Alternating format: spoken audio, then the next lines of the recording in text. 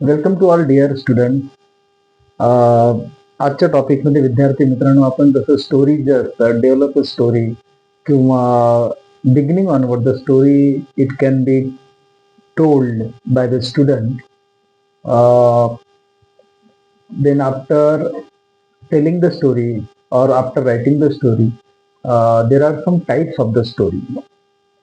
एखादी स्टोरी झाली, जसं आपण हेअर अँड टॉर टाईप आहे ना, त्याच्यामध्ये लिहिलेलं असते की त्याचं title, suggest a suitable title, किंवा what is the moral of the story. Moral म्हणजे काय, what message that story convey to you, कोणत्या प्रकारची आपल्याला मेसेज दिली. जसं क्लेवर क्रो आहे ना, नंतर कनिंग फॉक्स, असे जे काही आपण 5व्या वर्गामध्ये जी स्टोरी आहे, नंतरच्या क्लासेसमध्ये आज जसे जसे आपण स्टोरी शिकलो आणि ते अंडरस्टँड करून आपण समजून घेतले किंवा लिहिल्या.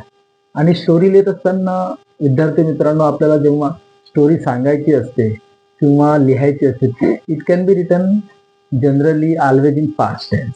Okay, remember that, this is very important point. तर याच्यामध्ये काही टाईप सांगितलेले आहेत आपण स्टोरी टाईपचे. जसं फेबल, व्होकॅब्युलरीचे शब्द, जसं फेबल म्हणजे moral of the story. Fable म्हणजे अशी कथा, दंतकथा ज्याला मराठीत म्हणतो आपण, तिच्यापासून मॉरल मिळते. दुसरं आहे anecdote. What is that? Anecdote म्हणजे short amazing account of the story, कोणाच्या संदर्भामध्ये पण त्याच्यामध्ये थोडं अमेझिंग आहे, इंटरेस्टिंग आहे, अशा प्रकारची स्टोरी. दुसरं आहे फेरी टेल, की ज्याच्यामध्ये सुपर नॅचरल एलिमेंट्स असतात.